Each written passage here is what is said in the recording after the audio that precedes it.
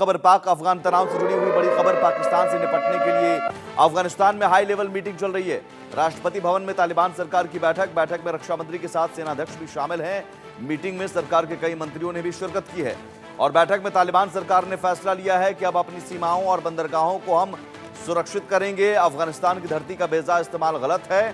तालिबान सेना प्रमुख फसीहुद्दीन फिरत शामिल हुए हैं। गृह मंत्री मोहम्मद इब्राहिम सद्र भी इस बैठक में शामिल हुए हैं। बैठक की तस्वीरें आपको हम दिखा रहे हैं। इस बैठक को लेकर जाहिर है एक तरफ तो तालिबान लड़ाकों ने प्रहार किया है, पाक अफगान जंग चल रही है और इस बीच ये बैठक बहुत अहम बैठक, तो बदला लेने की कहीं ना कहीं रणनीति तैयार की जा रही है कि कैसे अब पाकिस्तान से बदला लिया जाए। तालिबान सरकार की एक बैठक और इस बैठक के मायने क्या है ये समझिए और कितनी बड़ी अहम बैठक है। काबुल में ये बैठक हुई। पाकिस्तान सीमा पर स्थिति तनावपूर्ण बनी हुई है और क्षेत्रीय अस्थिरता का ये माहौल है और सीमा पर जो तनावपूर्ण माहौल है उसमें ये शत्रुता जो दुश्मनी है, उस दुश्मनी से पूरे क्षेत्र में अस्थिरता बढ़ी है। दोनों तरफ से हिंसा में इजाफा हुआ है।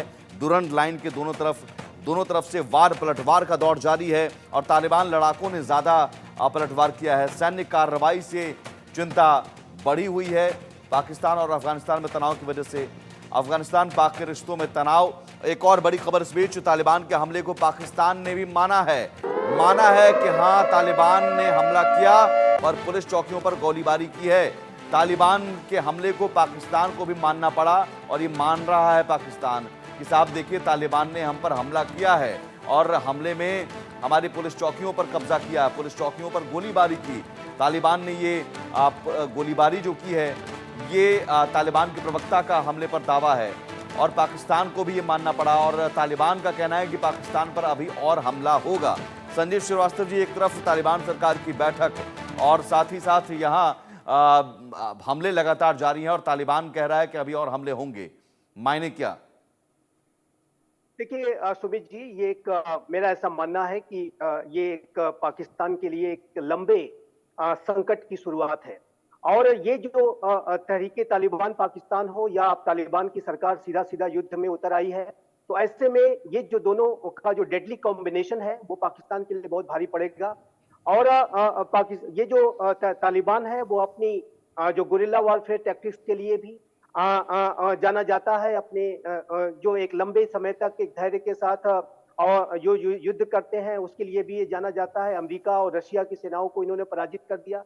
अफगानिस्तान की जो टेरिटरी है उसे Sumit ji grave yard of empires भी कहा जाता है और ये पाकिस्तान के हुक्मरान अब इस बात को शायद उन्होंने इस बात का एहसास नहीं किया होगा कि ये जो उनके द्वारा जो पाले गए भस्मासुर हैं वो उनके अस्तित्व पर भी संकट पैदा कर सकते हैं।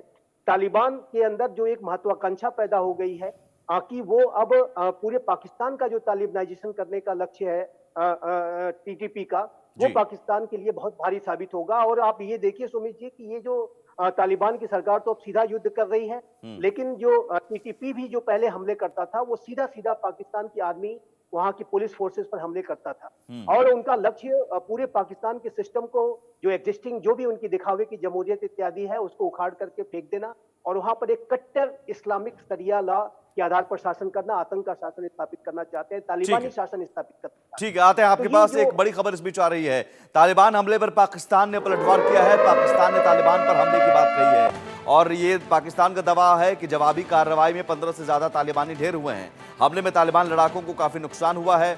घुसपैठ करने वाले लड़ाकों को मारा गया है, ये पाकिस्तान का दावा है। टीटीपी को संरक्षण देता है अफगानिस्तान, पाकिस्तान ने कहा है, और पाक सेना पर हुए हमले के लिए टीटीपी जिम्मेदार है। तालिबान ने वहीं पाक के आरोपों को खारिज किया है। आतंकियों के घुसपैठ की कोशिश नाकाम हुई है, ये दावा पाकिस्तान की ओर से। कैप्टन देवनाथ जी, क्या कहेंगे? पाकिस्तान अब ये दावा करके कहीं ना कहीं अपनी फजीहत होने से बचा रहा है। देखिए, ये जो स्टेटमेंट है ये दिखा रहा है कि पाकिस्तान कितनी भी छुपाए लेकिन अपनी जो किरकिरी हो रही है उसको फाइनली छुपा नहीं पाता। कई बार ऐसा हुआ है कि ऐसी लड़ाइयों में, भारत के साथ कारगिल में भी लड़ाई हुई थी तो पाकिस्तान ने अपने नुकसान को छुपाया था, पाकिस्तान ने अपने शहीदों की डेड बॉडी को भी कलेक्ट नहीं किया था। इसी तरह से पाकिस्तान की आर्मी, रेंजर्स, बॉर्डर कॉन्स्टेबलरी जो है, अक्सर पाकिस्तान के जो सोल्जर्स वजीरिस्तान में या खैबर पख्तूनख्वा में, फाता में शहीद होते हैं, उनको चुपचाप वो उनके परिवार वालों को सौंप देता है बिना किसी मीडिया में बताए हुए। ये दिखाता है कि पाकिस्तान की आर्मी, आईएसआई, उनकी सरकार कितनी डरी हुई है। जी। पाकिस्तान में जो आम आवाम है उनमें एक विश्वास हो गया है कि उनकी सरकार नहीं चला पा रही है। मैं उनकी दुविधा की बात बताता हूं। पाकिस्तान की हालत देखिए, मुझे तो कई बार उन पर दया आता है। अफगानिस्तान से उनकी दुश्मनी, ईरान से उनकी दुश्मनी, सिस्तान प्रांत में जाके पाकिस्तान एयरफोर्स को बम गिराने पड़ते हैं।